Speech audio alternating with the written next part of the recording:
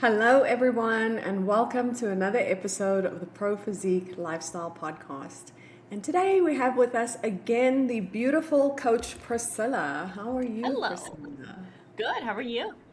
I'm doing amazing. And Priscilla and I are a little bit cheeky today because we decided to speak about a topic that might be a bit controversial, but I think it's a very, very relevant one. But before I let everyone know what we're talking about, why don't you just give everyone a little brief update of who you are, just in case they missed the last podcast? Yeah, so I have been with Prophecy for it'll be 5 years in September. Very, very cool stuff. It's crazy how time has passed so quickly. So I'm currently in school. So I have 2 degrees. If you can't see, if you're not in the video, I have my two other degrees up here. I have a degree in both of my degrees are in exercise science. One's a bachelor's, one's a master's from the University of South Florida. And I currently decided about 5 years after I got my master's, 6 years after I got my master's, to go back to school to pursue a bachelor's in dietetics to become a registered dietitian. So the end goal is most likely clinical, but we will see. There's so many other options and avenues that I've already explored throughout my curriculum and my degree and my semester and everything that it's opened up a world of opportunity for me within the registered dietitian's realm. There's so many things to do. Yeah. So that's where I'm currently at right now, but still, coaching lifestyle clients, that is my main focus and priority. I do love to look at research, so that's a big thing that I look into, the different things. If you can't see, I'm wearing my NSCA shirt, so it's the National Yeah. Strength and Conditioning Association conference t-shirt.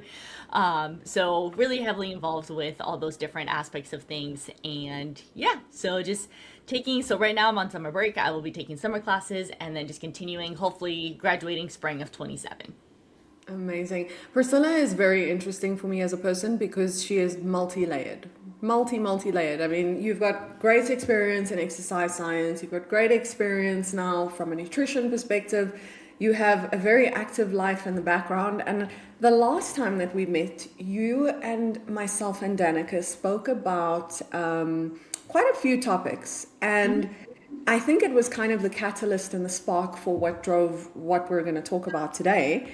And I think it's going to be a great podcast. Yeah. So, Like you said, it's going to be a little controversial, a little cheeky, mhm, but little sometimes cheeky. that sparks the best conversations, honestly. Like it brings about the Yeah, uncomfortable conversations sometimes that need to be had and yeah, things that, people sometimes see in a very tunnel vision sort of way, but there's really so much outside of it. Like we talked about this topic, last week, and there's just like so many things outside of it. There's so many like things on social media and all these different trends, and you look at like those social media trends and you make a decision, but then you look at the research and everything behind it and the different things that go along with it, and then you're like, oh, that opens up my horizon a lot, which happened to both of us, on yeah. that experience.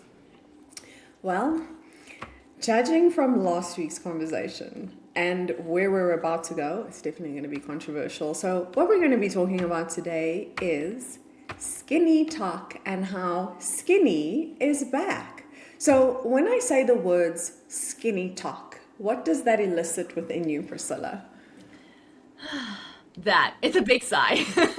Honestly, it's a little bit of frustration, honestly, because we've worked, I feel like as an industry we've worked so hard to not to say that skinny is bad, right? But it's again, it's the multi layers of of these different things. So when I think skinny talk, I'm like, okay, so we're unfortunately going back to the trends of the 90s. So for all those of you guys listening, if you remember back in the late 90s, early 2000s, the trend was, I want to be as skinny as possible, I want to be as thin as possible, cardio bunnies, low carb, all that kind of stuff. That was the thing back in the 90s and in the early 2000s.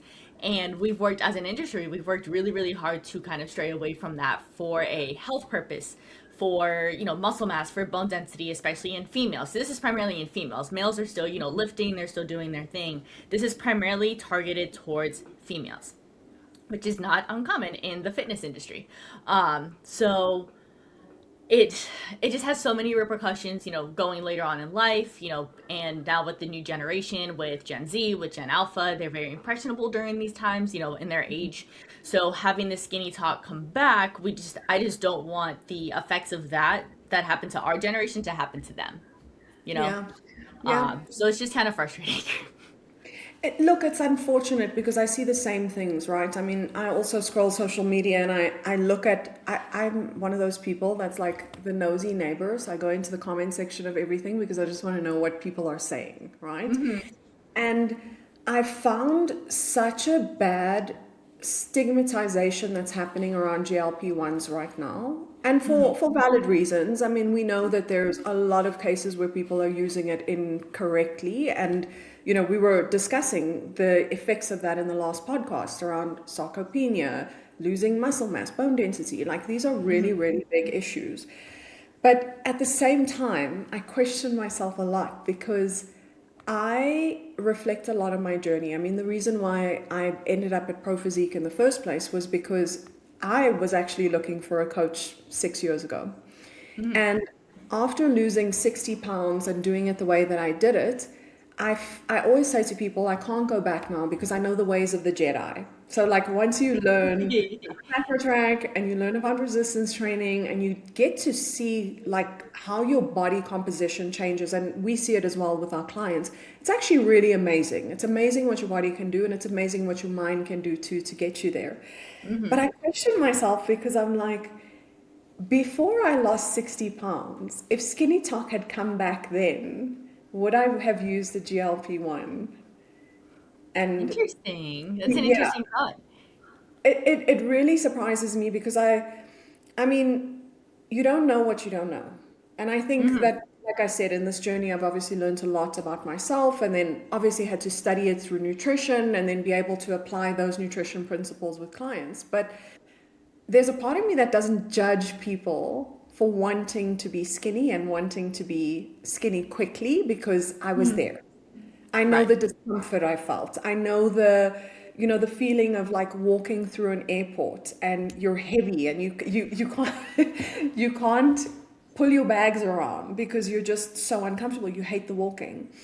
And it's like I think about that side of it and I'm like, would I have done it? And then I think about the other side now as a coach and I'm like, I have such a strong conviction against doing it. Like I want people to try and I want them to Hmm. work on their lifestyle and follow the principles effectively. But for me, it's a very, very multi-layered conversation. And I think for a lot of people it is too.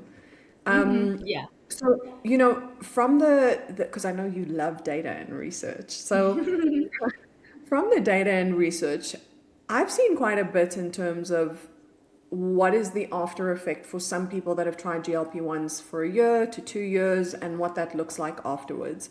What have you Hmm. seen in the data to positive and negative, just with regards to that? Yeah, so positively, I would say, so the positive effects, honestly, they lose the weight, they're seeing the changes that they want to, they have less pressure on their joints, they're able to feel better, they're able to move around better, right? Obvious positives there. Um, and then the other aspect of those positives is, there's people in the research who are doing it the way with counseling, right? That we talked about last podcast, where they have a registered dietitian, they have a support system, they have all these things to where they're not losing the muscle mass, they're not going to sarcopenia, they're not, decreasing their bone density. So the positives, like I said, they're losing pressure on their joints, right? They don't have as much going on, so they're able to move a little bit more. They are able to instill better lifestyle factors, but with that education aspect of things, right? So doing it with that other aspect. The negative stuff that I've seen is, of course, the bone density stuff, right? That decreases. That's still up and coming research that is still emerging. The muscle mass loss, right? Then that decreases your metabolism. You have to eat even less to be able to, continue to lose weight and everything. And then also it is the, oh, what do they call it? A gastric paralysis. Not to like scare anybody with the word paralysis, but gastric paralysis, so it decreases your gastric motility, so you're not able to utilize the restroom as efficiently.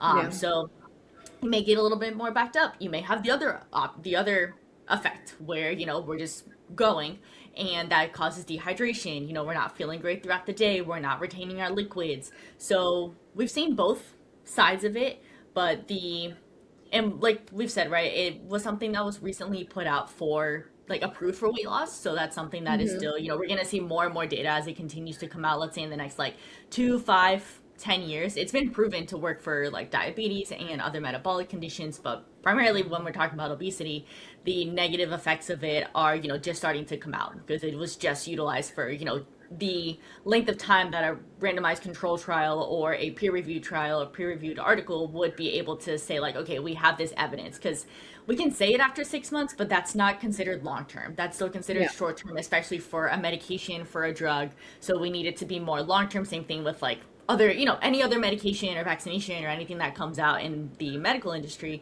It takes years to be able to really say like, okay, these are the side effects, this is what we're going to see, this is, what we recommend for like counseling before, during, after, etc. So that's kind of the stuff that I've seen with that in the research. I think the one that really stood out to me was that the gastric immotility and the gastric paralysis, which was really, really interesting to see that. And then also another one I've heard of is the hunger signaling. So the hunger cue signaling can be kind of thrown off as well with prolonged use of it. And I think it also, the, so what's the word I'm looking for? There's a phrase, not the damage is in the doses, but like whatever happens is in the dosage of Yeah. Yeah. things, right?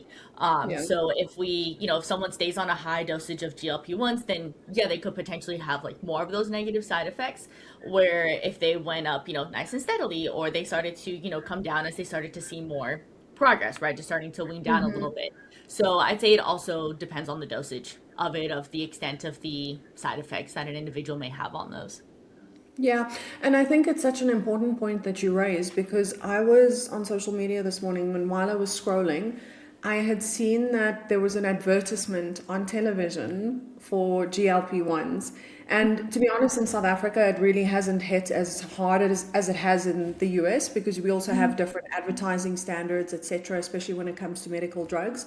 But it's been quite interesting for me to see how people are responding to it online and Mm-hmm. how normalized it is becoming. And make no mistake, I mean, there's, especially from the list that you've given, there are a lot of positives that we see when people are using it correctly. I mean, food noise can also be a psychological condition that is then, worked through with the GLP-1 very, very effectively. And I've even read some research recently around the fact that around addiction, where people who Yes. previously struggled with addiction are now Mm-hmm. finding that they have less of an affinity towards going for a drink or drugs because of the fact that they're getting like some level of dopamine hit while they're taking GLP-1s. So Mm-hmm. it's a very, very interesting topic, and it's a very, I would say, the scale balances both ways. It can be super Right. empowering, and it also can be super destructive at the same time. Because when you were mentioning the negatives, I was also thinking about like how, some people are even using it just to microdose, and Yes. why? Yeah. Just to lose, Why? like, I think I saw a video recently on social media. It was a girl that was using it. She was really blunt about it. She's like, I'm just using it to lose the last 5 to 10 pounds that I Yeah. have. I was like, that's that's not ideal. That's not where Yeah. we want to go with these medications.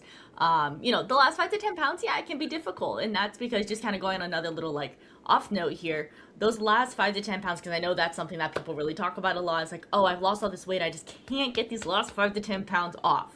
And that's something that's actually pretty popular during the summer. People try to lose like that last little bit of weight before the summertime comes around. So the reason those last 5 to 10 pounds become more difficult is because your body's already gone through these changes. It's most likely hit a bit of a plateau. So you may be like at the end of your, body's capability for a deficit at this period of time. So then we got to back it up. We got to reverse, to be able Yeah. to lose that 5 to 10 pounds. So we can't, I tell my clients this all the time, we can't diet forever. We Yeah. cannot diet forever. Your body needs a break. We'll set a goal for like 3 months of a deficit, maybe some diet breaks in there, and then reevaluate, be like, okay, how are we feeling? What are we doing? But your body continues to adjust when you're in a deficit. When you're, just anything that you're doing, your body's going to adjust to it. So having that plus, as you continue to resistance train, as you continue to track macros, your quote unquote training age continues to increase. So as your training age Yeah. increases, your body it's harder for it to adapt to things. Funny enough, I was reading an article this morning for my other position that I work with publishing, and it was talking about how, with as a newbie, you get your newbie gains, right? You adapt really, really quickly. As an intermediate, you got to throw in different variations of things because your body's going to stop responding as much as it did beforehand. And then as an advanced lifter, it becomes even harder to put on muscle mass. It becomes harder to Yeah. do these different things. So it's, that's why it's harder to lose the 5 to 10 pounds. Your body's adapting to these different things. Sometimes you may have to, push a little bit harder, but sometimes you need to know like, hey, we gotta come back a little bit, we gotta reverse. And who knows, maybe you lose those, maybe you lose a couple more pounds in the reverse because your body's like, oh, thank you, food, I need it, or just like a break. So I've seen a couple clients lose a couple more pounds on a reverse diet, like in the first couple of weeks Yeah. of it, because their body's like, heck yes. And it was all, maybe some inflammation, some water weight from, just being in a deficit for so long, where their body's just kind of like thanking them, like, thank you for this food. I can drop a little bit more in inflammation and water. And then they're like, oh, cool. I did what we wanted to do. Yeah. And I think also, like, one of the negatives that has been coming up quite a bit in terms of the research that I'm looking at as well is we must not forget that if you are not properly equipped to do all of the necessary requirements of lifestyle changes, etc., when you're going on a GLP-1, you will gain the weight back because you learned nothing Mhm. beforehand on how Yeah. to manage it. So some of the stats that I've seen, I don't know if I'm sure you've seen it, Priscilla, because you're seeing all the research that I'm seeing on Instagram. You're seeing the same thing. But Menno Hesselman's actually released something, I think about a week or two ago, where he did a study with a couple of people that were on a GLP-1 for a period of more than a year, Mhm. and all of them gained the weight back because they were doing it without consultation, without Mhm. support, without anything. So it's a very, very interesting topic for me because now when I'm looking at Skinny Talk, I'm like, oh, okay, so we're here now. Yeah. And then what? Yeah. What's going to, you're not going to take a GLP-1 for 7 years or 20 years, are you? Yeah. No, no, no, no. I would not recommend that. Yeah. So, And different people do. So if you look at like we talked previously, like Dr. Nadolsky, we've talked about, these different obesity medicine doctors where, sometimes this does become a medication for a long period of time, especially for those in the morbidly obese category for, 300, 400, 500 plus pounds. And that's okay because it's going to take them quite a bit of time to do it. They're going to need to continue to need that assistance in order to do it. So, if someone's looking to, or maybe diabetics, right? If certain individuals who are diabetic have a really hard time just managing their blood sugar in general, then yeah, they could be on it for, a longer period of time. It may be chronic, and that's okay. So it's not to say that, no one should ever be on it for a longer period of time. We don't use absolutes really in the fitness industry. We don't like to do that. So it's again multi-layered, depends on the person, just like everything else in the industry depends on the person. But yeah, like so some people who are, really up there in the obesity category, they may need to use it for a longer period of time, and that's okay. As long as it's managed by a doctor, they have the support that they need, they're trying to do it in a way that is going to be healthy for them.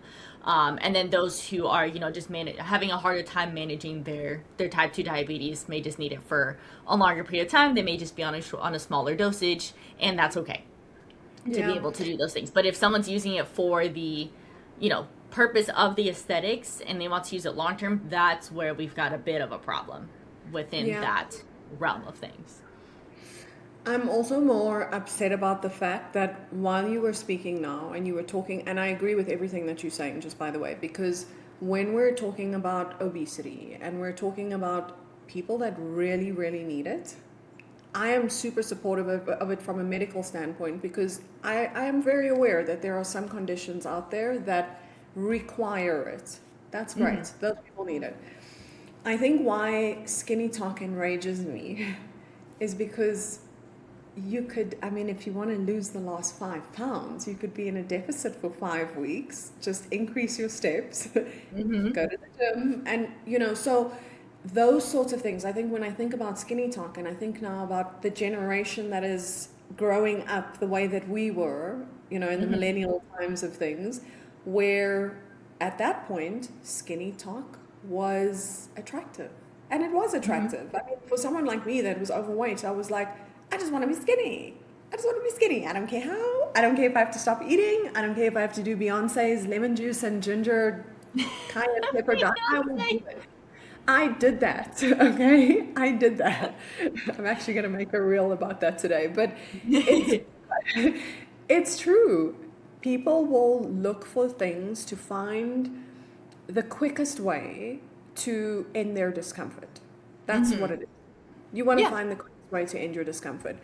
yeah. And I'm so concerned and worried because I'm like, my Instagram right now is filled with all of these strong powerhouse women and celebrities that are training hard, they're hitting the gym, they're doing multiple different types of training. So, Hmm. you know, I think you and I spoke before this podcast started about someone called Kelly Matthews. So she's like Hmm. my ultimate idol because she's like strong over skinny any day. And that's been her messaging. And I really love that because that's the kind of messaging I would want my daughter to grow up with. Like, Hmm. work on yourself, go to the gym, achieve the, you can do whatever you want, you can achieve anything.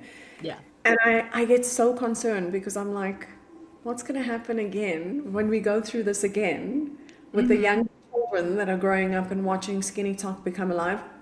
GLP-1s, very, very common now. It's become Hmm. normalized. It's being advertised on TV. So, what do they experience now? And how does that body image and that mentality change and grow? And are we going to go through another revolution in 20 years? Is it going to take us that long? So I think with Skinny Talk now versus, Skinny back in the 90s and the 2000s, I think we're better equipped now to kind of address it Mm, with people like Kelly Matthews, with people who have developed like these strong, these strong, powerful women that we see, right? Like say Kelly Matthews, we've got so many women in bodybuilding now, super strong. We've got powerlifters, we've got, a ton, we could go on the different people out, the different women out there who are promoting strong, not skinny. And I think back in the 90s and 2000s, our parents and guardians, all that kind of stuff, didn't have as many people to look at and be like, oh, these are the people that I want my daughter to look at. But now we have these different mm, individuals, these different influencers, that we have social media now, right? We can show them. And if we if as a parent, or a parent in the future, a parent now, you see your daughter and they're like, oh, I want to be skinny. They're trying these different things, and now we have the opportunity to look at these other people on Instagram and be like, hey, I've noticed these patterns here, like, how are you feeling? You can talk about it. So talking about body image and talking about mental health has become less stigmatized now. yeah. So I think as a society, we're better equipped to approach it, to manage it from a place more of love rather than shame, and Mm, empowerment rather than putting people down. So we can look at these strong women in social media and in the fitness industry and be like, hey, these people are great. They're doing this. They're super strong. They still look great, right? So it kind of opens the door a little bit more to be like, hey, let's talk about this a little bit. And we have these models, these idols that we can look at and be like, hey, these women are really, really strong. They're not chasing skinny and they still look fantastic. So I think we're better yeah. equipped to manage it now than we probably were back in the 90s and the 2000s. And then, like we talked about before going on the podcast, Hillary Duff is one who is an idol for us millennial women. Yeah. For us millennial women, Yeah. she's making her comeback. I'm stoked about it. She just came, she partnered with, like you said, Kelly Matthews, and now they're doing the whole Strong Not Skinny thing together. She's been on like billboards in Times Square and, all these different advertisements. So having a millennial figure like Hillary Duff, who is also, putting out new music, and, I think the older Gen Zs are, listening to her music a little bit more and stuff. They're able to see that, be like, oh, cool, like a popular celebrity that I follow and that I like is promoting strong, not skinny. So it's Mm, just trying to take that and kind of like make that the push versus, mm, the skinny talk coming back. Even if you look up skinny talk on TikTok, I did this because I was looking at like research purposes and be like, hey, what is actually coming up? It even gives you a disclaimer. TikTok gives you a disclaimer of like, hey, this may not be safe, consult your doctor if you're having these thoughts, all these different things. So even social media is trying to be like, hey, like, let's take a step back here for a minute. So I was actually really surprised and pleased that they put like that disclaimer on there. but obviously, it's coming up on, different trends, different things. Um, and with the, like you said, trying to do anything to get skinny. So like we get, the fact that, if we're not feeling comfortable in our bodies, we want to lose weight. We want to try anything to get there, which is understandable, right? So let's take a scenario. Let's say that someone does go that route and they go into, being skinny, and they just don't feel great, right? So now they can take that as a learning opportunity and be like, hey, I didn't feel great during this period of time. I'm a big learning opportunity person. Like if there's something Mhm. that goes off with a client one week, they're like, oh, I struggled with this, I didn't do well here, be like, okay, let's talk about it. What did we learn from it? We know that, by eating this and this, we didn't feel good. It made our body weight do this. It made our, our digestion do this, and this. So let's learn from it. So Yeah. let's say someone does lose the weight in a, in a way that's not as healthy, right? Like, okay, so we learned from that opportunity. Now, with the proper support, how can we build that muscle back, right? Because once muscle's gone, there's a way to build it back. It's not just gone forever. You can lose the muscle and then bring it back, and then you end up feeling better from that. So I think it's Yeah. also important to know, like, hey, like if I go, if someone becomes really, really skinny, it's not just like they're just stuck there, right? There's room to grow. There's room to, build muscle mass. There's room to build up your metabolism again. So I think also noting that, we can get there, but we can also bring ourselves out of it and use it, like you said, as a learning opportunity, as a stepping stone to go a little bit more above that. And then if they see other people who are trying to do the same thing, they can educate there. So it becomes like an education cycle of Yeah, things yeah, that go yeah. along. Absolutely. And I mean, look, even from this conversation, I'm highly cognizant of the fact that, of course, remember we're coaches, okay? So when Hmm. we're the industry that we're in, we want people to be their best selves. We want to teach them how to do the things to get to become their best selves. So it's about Hmm. building that routine, that consistency. So of course, we're huge advocates for that. It doesn't mean, though, however, that we carry a stigma towards GLP-1s. Right. I think the ideology, because while you were talking about it and saying it's still stigmatized, and I was like, yeah, but I feel like when I read things on social media, I was talking earlier about looking at the comments sometimes, Hmm. and it was the Met Gala this week, and I was looking at all the Hmm. comments and what everybody was wearing to the Met Gala. And sometimes when I open the comment section, people were like, oh, look, Ozempic face. Oh, look, this is what this person looks like. And that's how we know they're on Ozempic. So the conversation kept channeling in a way that I think was a little bit uncomfortable for me because I was like, that two truths can be true at the same time. Two things can be true at the Hmm. same time. I mean, Yeah. this can be a very powerful and effective drug for many, many people who really, really need it, but it can also be destructive in the other way. And one of the things that I actually came across was a very early podcast with Lane Norton. I think it was when GLP-1s just became, the new shiny thing. Hmm. And one of the things that he had said during that podcast, which I really, really loved, was that 9 times out of 10, when people use a GLP-1 and they start to see the weight coming off, psychologically, you then build more confidence within yourself. Hmm. So your brain then becomes more open to the idea that you actually want to get healthier and you actually want to do better. And you actually, so, in the example that you were using, where you're like, yeah, you're going to lose the muscle mass, but you can learn from it and gain it back and you can do Hmm. X, Y, and Z. A lot of the times, for a lot of people, that's actually happening during the process already. So they're figuring it out and going, oh, I actually feel better about myself. I can go to the gym. I'm not as heavy as Hmm. I used to be. It's not as embarrassing for me to go to the gym. Yes. And that's a really, really powerful thing. And it's something that I wish a lot of people would lean into because, yeah, I mean, from an aesthetic perspective, everybody wants to look good. We want to Hmm. look like the best version of ourselves. But at the same time, I'm just like, as you're learning through this experience and through the process, take it a step further. Always take it a step further. So as you're getting the information and your brain is feeling good and you're feeling a bit more confident, take it that one step further and, you know, focus on your nutrition. Check how much protein you're eating. Check how much weight training you're actually doing. Be Hmm. consistent with it at least for three days a week, I would say, at least at this point, specifically for women. But Yeah. it's powerful. There is so much power in knowledge. And I love the age that we live in because there's so much information that it's like anything you want to know, you can find it anywhere, but you can also find a lot of really bad information like skinny talk.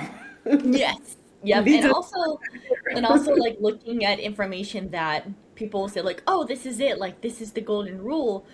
But they're looking at a study that was done in like the 90s, or like in the 80s or the early 90s with a sample size of 20 people, with like, I don't know, what's the type of data? Not objective, the subjective type data, Mhm. and like it's just not a very strong study, you know. So looking at that, and it's very difficult to read research. You know, it takes Yeah. practice, it takes time to do so, and it takes a lot to disseminate the BS from what's actually happening out there. And then Yeah. back to your point about, losing the weight and then feeling that empowerment and, getting into the gym, that's a big barrier for people. They won't go into the gym because they feel uncomfortable. They feel like they don't belong there. They feel like they're quote unquote too big to be in the gym space. When in reality, most everyone, I'm going to say most everyone, is minding their own freaking business at the gym. Yeah. They're doing their own Yeah. stuff. There's those, people, I won't say. There are these people that just like take videos and will just like ridicule people. And I can't Yeah. stand that. Just, most people are going to mind their own business. And if Yeah. people can't mind their own business, that's on them. Maybe there's something else we need to look at. But most people are minding their own business. They're going to empower people. Like if I see someone at the gym who's like really struggling to, let's do a specific exercise or something like that. Mhm. Especially, well, specifically when I was a trainer. Now I'm like, okay, everyone kind of Yeah. wants their space in the gym, so like I won't, intrude. But when I was a trainer or like working the fitness floor, I'd see someone, kind of struggling with an exercise and be like, hey, like, are you struggling with that? Like, let me help you. Do you need some help? And just like giving that little touch of kindness really goes a long way with people. Yeah. And I see that on social media too, like the positive side of it, where, Yeah. people will go up to people and like other, just like regular gym goers will go to other gym goers in the gym and be like, hey, you look really strong doing that. Or like I've had clients tell me that, one of my clients, one of his goals, like outside of fitness, is to be more social, right? So he's trying to Mhm. make buddies at the gym. He's trying to hang out with people at the gym. And a guy went up to him a couple weeks ago, be like, hey, I really see you work hard in here every week. You're looking great. You're getting really strong. Keep up the good work. So that's like Yeah. the wonderful side of the gym that we really, really love. Like the gym community is just so empowering, and I wish more people knew about that. Especially people who are scared to go into the Yeah. gym, which is completely valid, because the gym can be a scary place, especially if you don't know where to start, don't know what you're doing. Um, but just going in and just like asking for help, or just trying to go in and do something, even just walking on the treadmill. Like I think one of the first times I ever went to the gym, walked on the treadmill and just kind of like looked around and been like, okay, what is this, like, where are my options, like these are the free weights, these are the machines, like what should I be doing, kind Mhm. of thing. So just trying to like get a lay of the land, Yeah. essentially, just be like, okay, what's going on here, what are some things that like maybe I recognize from social media that I can try out. Mhm. A lot of equipment is very advanced now with like the machines. So the gym I go to, they have like QR codes on the machines Mhm. where you can like scan it. Like, oh, this is like, it literally walks you through how to do that. So now, like I said, we live in an age of, technology where things like that are so easy to get a hold of. And, Mhm. just makes it a lot more convenient and comfortable for people in the gym. And it becomes more of like that welcoming type environment. And yeah, when we lose weight, we feel more confident. We can go out, a little bit more.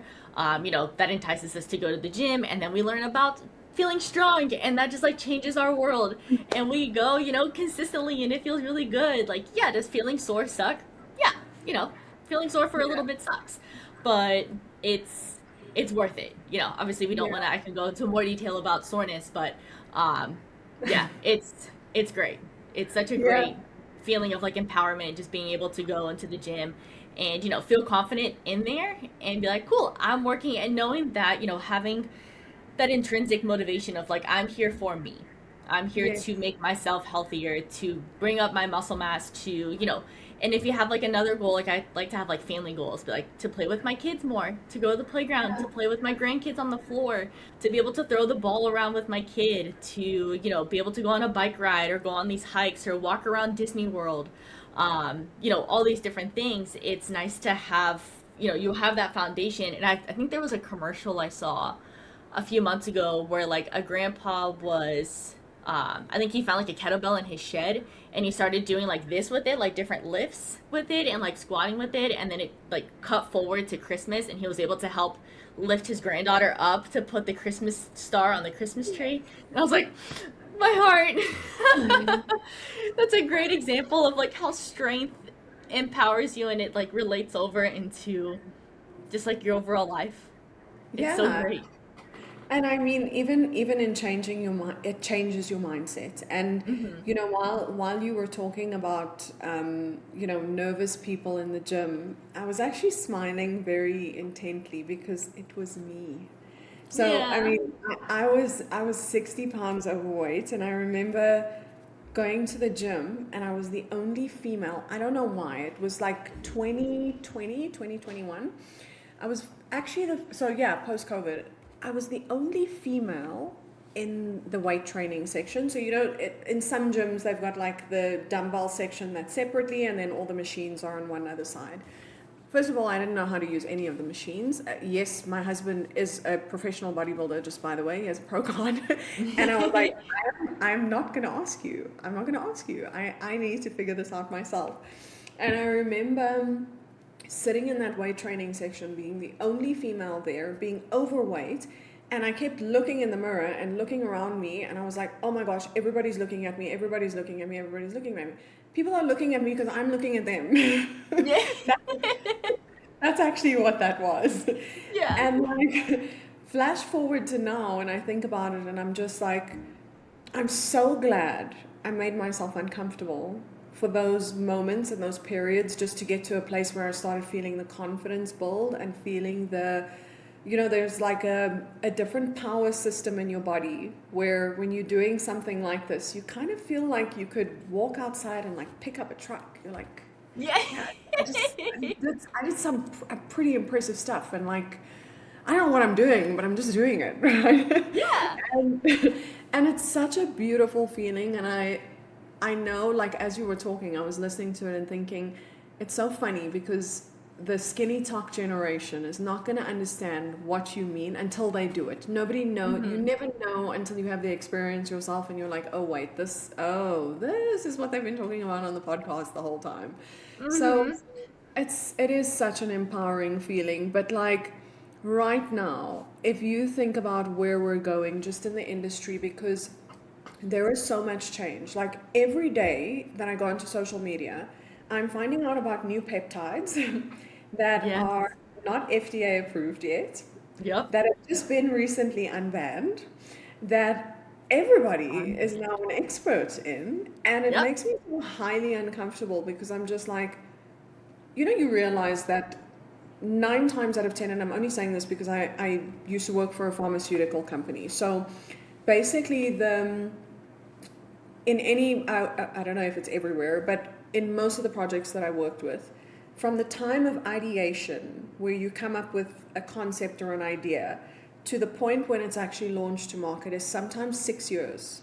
Hmm. Because you've got to get all of the regulatory approvals, you've got to do the testing. Like there's many, many facets and aspects that go into it that people don't see. And peptides for me felt like it came up overnight. Hmm. And to the point where now we're no longer talking about GLP-1s as GLP-1s. We're now calling them peptides. We've clubbed them into the same group. And Yeah. it's very interesting for me to see how this is evolving. So, what do you think, if you had to venture a guess, because you've been in this industry for 10 years, what do you think we're going to look like in the next 2 to 5 years in the fitness Ugh, industry? that's so tough. So with the peptides coming out, I'm glad that we've caught it at the time that we have, and it Hmm. hasn't been like, to the point where a majority of people are using them, and we're now starting to see the negative side effects. Like, we're thankfully, with the age that we live in with social media and technology, it came out and we can kind of like nip it in the bud, kind of, and Hmm. be like, okay, this is, now we can do our research, be like, okay, this has come out recently, like, let's do our research here so that we can educate people on these different things. So in the next 2 to 5 years, I do think, regardless of what we do education wise, there's going to be an increase in people using them. Hmm. Unfortunately, there's going to be people having negative side effects with them because they are not, like you said, they're not regulated, they're not FDA approved, they're just getting approved left and right, unfortunately. Hmm. And to put GLP-1s in that category is frustrating because it's a glucagon like peptide one, and it's a hormone that's already produced in our bodies. So when we're putting in these extra peptides, they may not be they can be synthetic, they're not things that are naturally produced in the body. So putting GLP-1s in the same category as peptides is unfair to that industry because it's not the same thing. It's very, very different. I think that's what the most part that grinds my gears is, like, don't put it in the same category because it's a hormone. It's not a Yes, peptide. It's a glucagon like peptide, like it has the word peptide in it, but it's mimicking something that's already inside of the body versus something that's synthetic that we're correct. putting inside. And it's another one of those things where, peptides can be beneficial, right? Hmm. Depending on what you're using them for, but they must be prescribed. That's something that I will die on that hill. They must be prescribed. Same thing with GLP-1s, like any type of medication, injectable, anything like that. And that's the scary part, honestly, is that people are willingly injecting themselves with things that are not FDA regulated. That's what scares Yeah. me. Yeah. And having something injected takes a much faster effect than if we were to take like a pill or a supplement. So we may be seeing these negative side effects at a quicker rate, or people may not see the effects like immediately, so they take more and more and more, so then they see the negative side effects to a much greater extent with it. Hmm. So I think we'll still see the effects of it, but I'm hoping not as much as we would as if we were living in a different era. So if we were Yeah. living like, with less technology and everything, now we're able to kind of, nip it in the bud and be like, hey, I don't think this is right. You need to contact a physician to do this. And I'm hoping, keeping my fingers crossed, that physicians are also learning about these different things. They're Yeah. doing their research. There's tons of conferences. My dad was just at a conference this past week. He's a physician, learning about these different things, the AMA, JAMA, like all these different journals and associations are, everyone's doing their research with it, trying to figure out, Yeah. what is this, what is that. I'd have to look and see. I know the NSCA doesn't look into that a whole lot, but looking into like ACSM and like NASM and ISSN, specifically, most likely ISSN will probably start doing some research with that kind of stuff. But looking into the different, research with it, and like I said, just kind of trying to put out as much knowledge as we can with it. And it's just up to the public to really take that information and decide if they want to use it, if they don't want to use it. But like I said, now in the era that we're in, I think we're able to kind of nip it in the bud a little bit earlier. I actually had, funny enough that we're talking about this, I had a consult a couple of months ago that was talking about peptides. She was like, "Can you, help me with these? Like, I'm trying to do these. I think my partner," she said something about like maybe her partner was doing them, and she was trying to figure out what to do and all of this. I'm like, look, peptides are relatively new. I don't know much about them, to be completely honest with you. I also, it's not within my scope of practice. It's way outside my scope of practice. I cannot prescribe things. Yeah. Um, you know, that's not what I can do. So I talked to someone else about it, and they were like, yeah, they need to go to their physician. Like, there's nothing we can do as coaches to Hmm. be able to help them with that. And even peptides is something new. So even the physician may have to do research first before, giving it to them. And unfortunately, it's being sold like under the table and like all these different things. So people are still getting it. There's still access to it. But the biggest takeaway is, if you're thinking about trying something new in the medical field, please go see your doctor. Please, please, please, for the love of goodness, go see your doctor before you do anything with it. Yeah, and I think you raised an interesting point about the fact that it is being done under the table. I Hmm. can 100% confirm that at least I know someone who knows someone who can get it for anyone. Like Hmm. this is normal. This is normal in the industry. I hear it in the gym all the time. I mean, once or twice my headphones have not been playing, and I hear the conversations around me, and I'm like, wow, Hmm. not a good conversation to be having in public like this. But and you're not a doctor, but also at the same time, like I wonder, and this for me speaks to the fast acceleration of social media because when I say the fast acceleration of social media, you hit the nail on the head now because people are learning about it on social media. They are then getting access to these things without a doctor. And what's happening now is I'm not sure that the strength of information that I mean, listen, we're advocates. We're providing information, at least, and knowledge and education as much as we can. But at the same time, I know that it's still going to happen, whether we like it or not. It's Yeah. still going to continue. And I actually wondered, so as you said, like, yeah, I think this is something that we can stop in its tracks. I was kind of a bit scared because I was like, can we? Can we? Right? Because Yeah. social Yeah. media is overpowering. I mean, the Hmm. fact that, someone like Serena Williams has the following that she has. She Hmm. did a good thing though by saying, I saw X company, this is my process, this is what I'm doing, I'm not ashamed of it. Great. Because Hmm. like I said, we shouldn't really be stigmatizing stuff like this to that extent. But I think what worries me and concerns me more is that social media is so big that people will take over the doctor side of things, not listen to their physicians, not listen to the medical advice that's being given because they have access to it anyways. And generally, when something happens like that, there's got to be a revolution, which means something must break first in order for us to get out of it. It's like, the 90s when we were talking about how trendy it was to be skinny back in the 90s. Hmm. It had to break. At some point, it was like, oh, let's go on the self love journey. And then Right. that self love journey then evolved into fitness. And then, oh, now we're seeing a lot more women in fitness. Oh, we're seeing women lifting weights. And then that kind of, changed the narrative. Hmm. My fear is that too much too quickly. And then we're going to have to do a complete 180 and go, oh, okay, let's start again. Let's Yeah. put self love back in there. Yeah. Yeah. Hopefully it And let's happens in a faster rate than it did back then when we had, when the skinny was a trend and stuff. Hopefully it happens at a faster turning point so that we don't have the effects for like such a long period of time. Yeah, and I'm a huge fan of movies. I don't know if you Mhm. are, but love me some movies. Bridget Jones was one of my favorite when I Bridget was Jones' growing up. Diary. Now, I wanna prove a fact to you, okay? This is how destructive skinny talk is now versus how our era of I want to be skinny looked, okay? Bridget Jones, the entire concept of the movie was that Bridget Jones was overweight. You recall, she was deemed a pudgy girl.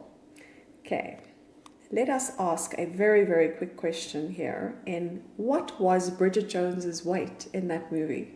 Because I Mm. came across this statistic the other day and I was like, wait, hold on. What was Bridget Jones's weight in the movie? Okay, rolling. Can we get a drum roll? This is going to be amazing.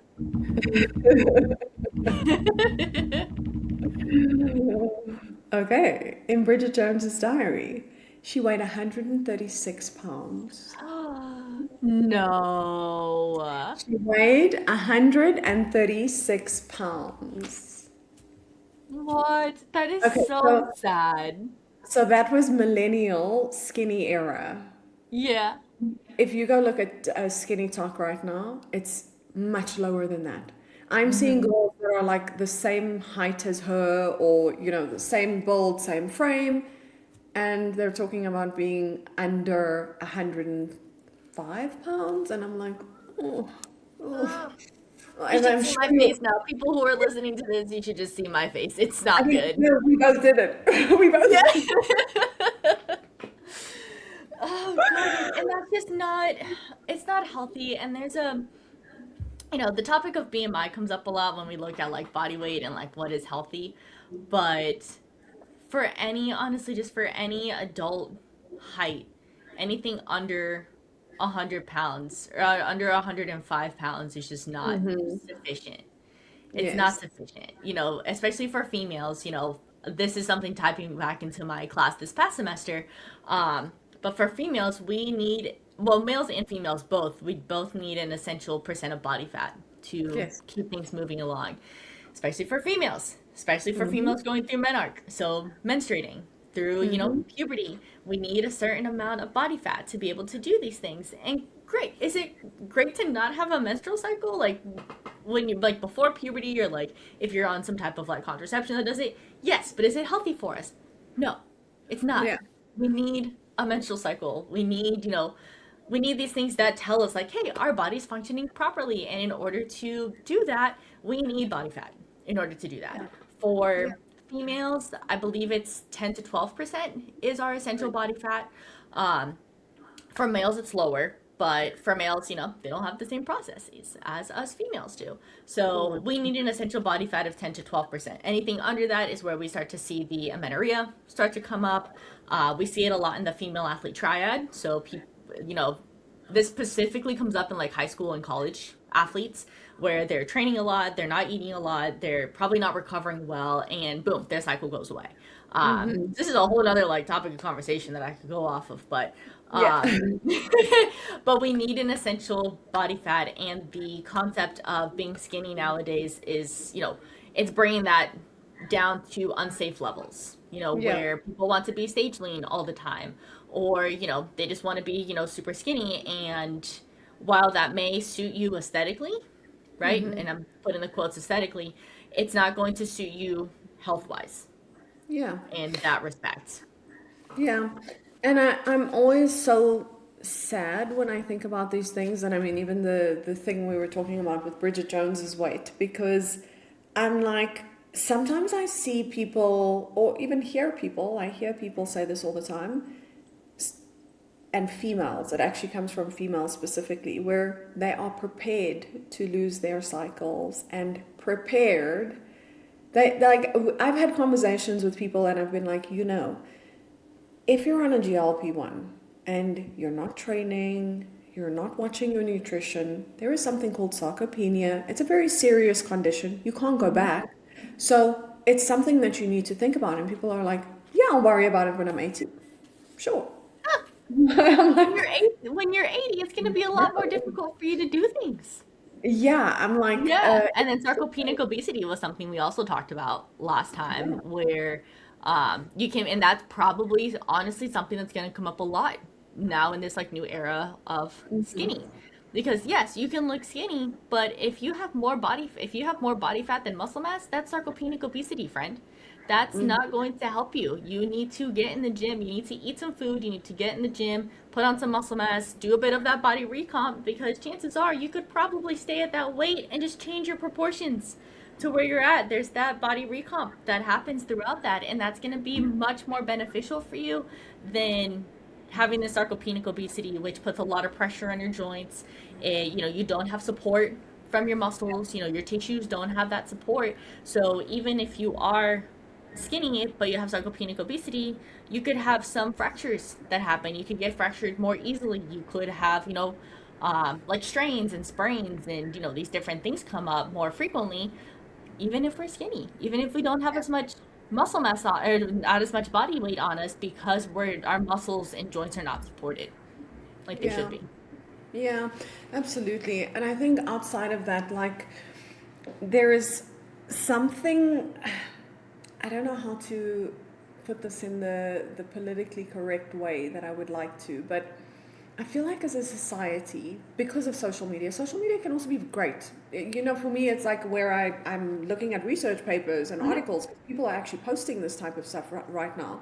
So I enjoy social media because it's my learning space, and then obviously I get to see the dark side of it, and I will go and like something else. I can change my algorithm so that I don't see that. But I feel like we've done so much work as a society in terms of our mindsets and the evolution of how we think and the level of information that we have. And I think that we live in a very hyper stressful world. So the decisions that we're making now, if I had to tell my mom about some of the decisions that I'm making now versus 30 years ago, my mom is like, but why the rush? Why is everything so urgent? Why, Hmm. and who's gonna die? Like, relax, like, pull it back a little bit. And we've done so much work. We really, really have. And thinking about this entire topic and thinking about all of the health concerns, thinking about all of the mental challenges, thinking about, the generation after us that's now seeing this, that's going to have to do the same work that millennials had to do. Hmm. And it's just like watching the cycle repeat itself over and over again. And it saddens me. It saddens me a lot. It saddens Hmm. me a lot just from the perspective that I still think that we can do better. I still think we Yes. can do better. I Yeah. really do. Yeah. And that's There's why, always room for improvement. yes, Yeah, yeah. exactly. And we know that trends tend to recycle, right? They tend to repeat Hmm. themselves. We see it clear as day with clothing. Like Hmm. example, I'm gonna age myself a bit here, but I went to where did I go? I went to Hollister back in December because we Yeah, went to London in January. So we went yeah. to London, we went to an Arsenal game, and there was like a You hoodie went, that they had you there. went you went to an My husband Arsenal. and his friend went to an Arsenal game. My husband is obsessed with Arsenal. Welcome to the club. It's on my Stop. next Okay, we'll have a agenda. sidebar after this podcast. Um, so go Gunners. We'll see them in Yeah. the Champions League final. Yep. Heck yes. So went to Hollister, going back to my story, went to Hollister to grab this hoodie. Love it. I'm obsessed with it. And I walk in and I'm like, did I just step into like a time capsule?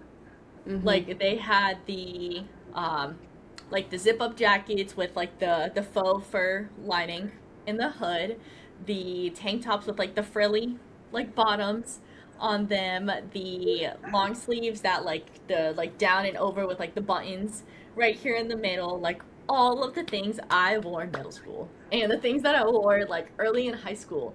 I'm like, did I just step into a time capsule? Like, what era am I in? Like, low rise jeans, flare jeans? Like, where am I? So these, we know trends repeat themselves, and that's fine. Yeah. But these other health trends that are not favorable are the things where I'm like, do we need to recycle these? Do they need to come back up? I don't think so. Yeah. So it saddens me that like these types of trends are coming back. But now we have the other aspects now that we maybe not didn't have in the 90s, like um, the strong women, the strong models, the strong influencers that we have now that can hopefully start to like dampen the effects of skinny. Yeah. And I feel so sad for the word skinny as well because, when I was growing up, we didn't say the word fat because fat was Hmm. offensive and it is. So overweight is the terminology and some females genuinely struggle with gaining weight. So, I mean, I have a sister who hated being called skinny. She was Yep. like, this is the most offensive thing in the world to me. I don't want to be Yep. seen as this. And I was like, why are you so upset? I am overweight and I want to be you. So just accept the word. And she was just like, no, Hmm. there's a negative connotation in both arenas. And I'm so surprised that it actually has been placed as a positive terminology. Yeah. Yeah, because I was in that same boat Yeah. as your sister there, because I've always struggled to put on weight. That's just the thing. I've been super athletic Yeah. my whole life. My mom was super skinny, growing up like super thin, and like even when she had me, she was still really thin and everything. It was after she had kids and a bunch of stuff happened that started to gain a little bit more weight, but she's still not like she's still in pretty good shape. So yeah, I'm one of those people that it takes a while for me to gain weight. And actually, what helped me to gain weight was to start lifting weights. I Yes. started lifting weights. I started powerlifting. Powerlifting is a strength sport. It takes a lot out of you. I got really, really hungry, so I started eating more, started putting on muscle mass, and that's when I started to gain the weight. When I met my husband, I was, I don't know, like 105 pounds or something Hmm. like that, like really small. And he's been able to see, that whole transformation for me, going from there to there, where I Yeah. comfortably sit at like 125. And that's Yeah. something that I can maintain fairly well now. Mhm. So it takes, yeah, so it's like, it's the both sides, right? Where we're like, oh, take skinny for what it is, but then it's like having someone with curly hair wanting straight hair and someone with straight hair wanting curly hair. So it's like wanting the opposite thing, but it's really difficult to, to achieve that. Oh man, this Yeah. I swear this I don't think Skinny Talk is gonna go anywhere because like No, I don't think so. I like at least for now, like let's give it a Yeah. couple of years, but just purely because I think that the celebrity aspect has kind of changed things a lot as well. Like I saw something recently on Oprah Winfrey, where we all know Oprah has struggled with her weight her entire life. And to be honest with you, I think that she's the perfect candidate for somebody to be on a GLP-1 because Hmm. she works out, she does resistance training, she's been posting that on social media. She's got a chef now who's making sure that her nutrition is aligned with that. And in that case, that was actually a very, very good, successful story. But people also see it and take it the wrong way and just go, I'm just going to do it. I'm just going to do it. I'm going to wing it. And it's going to be Hmm. amazing. I'm just going to do it for 3 months. And what is surprising me, though, is the more leaner celebrities that I see that are taking it and talking very openly about it. And I'm not saying it should be something that should be shameful. Absolutely not. Hmm. But it's more the impact of the amount of influence that those people Hmm. have, Yeah. right? So until we start to see some really serious health and side effects coming up, and which I Hmm. believe is going to be in the next year, because right now we're just scratching the surface. Like Right. we're getting the data, we're getting the research, and it's like, okay, this is what we see. But I think that in another couple of years, there might be, some really negative stuff coming through where just like COVID, when everybody was doing the jabs, there was so much negative towards it and so much positive towards it as well. Hmm. But at the same time now, we're looking at 5 years later and people are talking about the negative side effects that came from something that we were rushing towards, right? Hmm. Yeah. So it's a very, very difficult space to be in right now. And Yeah. I just want to encourage all the ladies out there. Listen, if you want to go on a GLP-1 and you want to do your thing, absolutely make sure that you are informed, make sure you're educated, make sure you're doing the right thing, make sure you have support, right? Go to Because your doctor. go to your doctor. Don't Hmm. just, get it from the guy at the gym.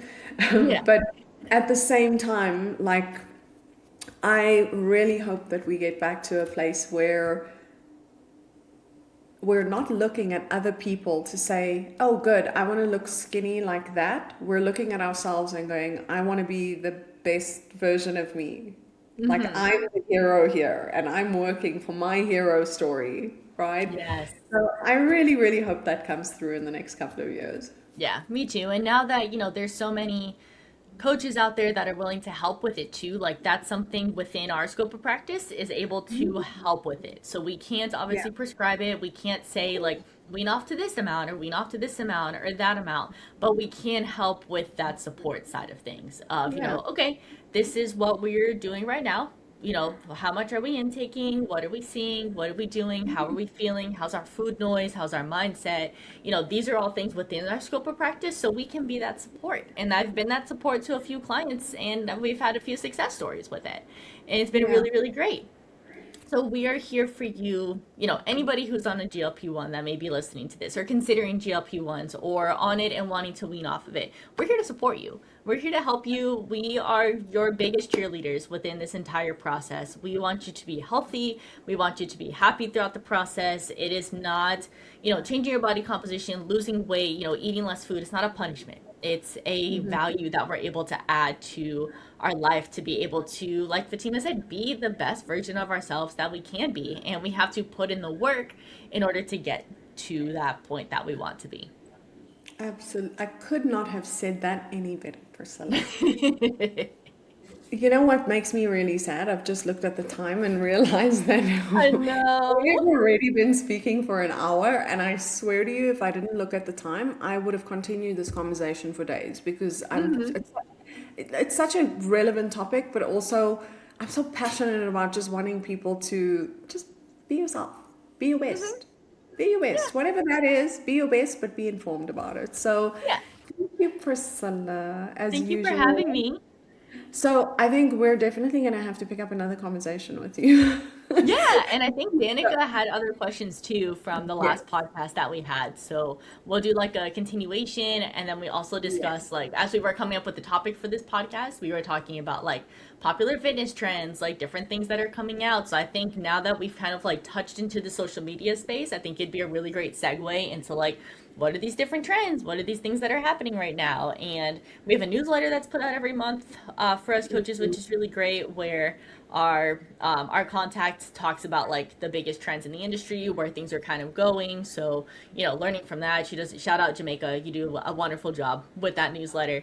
So we can take that, talk about like the prevalence of coaching, these different fitness trends that are coming up, and be like, okay, what do we think of them? Are they going to continue? Are they things that we want to continue? So I think this is a nice like segue into like that kind of topic. Absolutely.